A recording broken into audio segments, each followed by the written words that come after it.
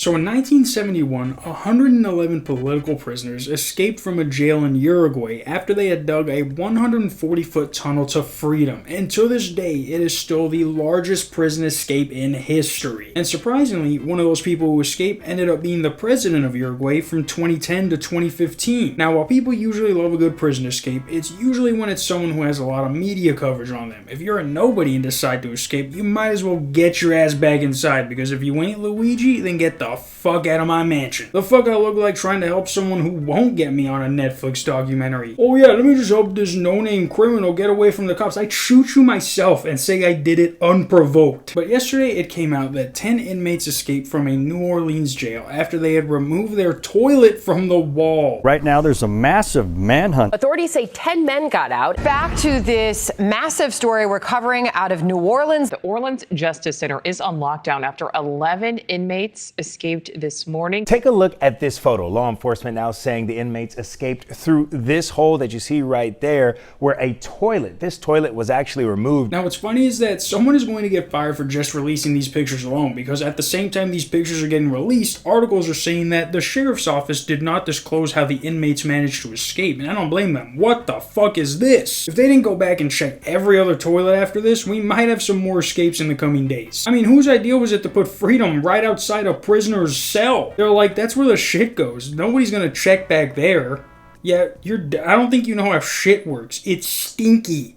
They're not gonna wanna go there. But let's just talk about the scene of the crime we got here. We have a dirty pair of socks, some pages from a book, a nice little spork, and then in the toilet, we have an empty bag of chips. And after doing a little research, not that it changes anything, but before they broke out, one and or all of them treated themselves to some Andy Capp's hot fries. Never heard of them, but hey, that's probably what gave them that extra oomph to do this, you feel me? We then have a surgical glove that I'm assuming was used to touch anything poop related. Now moving on to the infamous drawing. I like how they drew this guy with his eyes open but still have his full eyelids showing so they can see the tattoos. Kind of reminds me of those giant heads from Rick and Morty. But then we got fuck OPSO, which is the Orleans Parish Sheriff's Department or Sheriff's Office. The guy drawing then wrote I'm innocent, but then the one guy in there for murder is like, nah, it's we innocent. And he's like, alright, yeah, sure, that's my bad. Do you want to write anything? Under that, he was about to write another fuck something because you can see that's the start of an F. And on the other side, we have a big ol' S my D. And I'm assuming that's the artist's signature, OJC. And then under that, someone tried to write catch us if you can, but they weren't too sure how the phrase went, so they put catch us where you can. And then the piece de resistance, the it's too easy. Wrong too, by the way, but hey, you think they care? I would. I'd be like, nope, get back. Get back.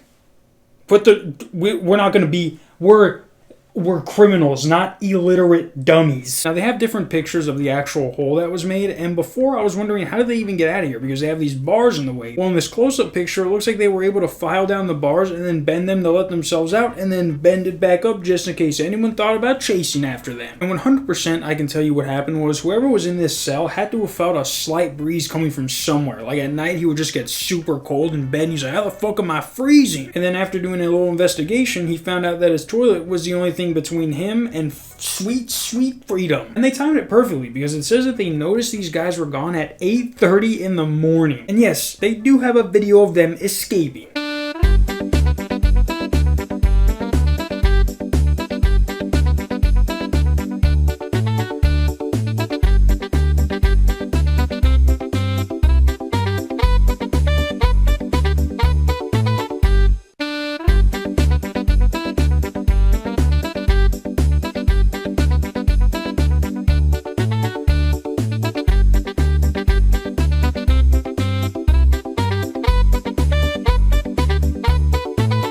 Now, I don't know how jail works after hours, but how in the F word are criminals able to group up and make this escape? Where the guard's like, now we usually don't let you have sleepovers like this, guys, but the warden isn't here tonight, so we'll let this slide. Like, this happened at 1 a.m. in the morning. It took them 7 hours and 30 minutes for them to notice 10 inmates were missing? What jail leaves inmates unsupervised for that amount of time, even if it is at night? Like, I get they can't be watched 24/7, but almost 8 hours of not being watched when you're a literal criminal seems a bit lazy to me. They're like, yeah, we don't need to check it, it's bedtime. Who stays awake past bedtime? They're criminals, not animals. And it's not like they had dug a hole over time trying to make as little noise as possible. They took a whole fucking toilet off the wall. I guess with 10 of them moving it, they were able to lift it up with ease. But then that brings me back to, why were 10 criminals being allowed to roam free like they aren't in jail and have a mandatory sleep schedule? Now, I did find out that they were able to do this because of some defective locks on their cells. Unsecure bathroom, no locks on the doors.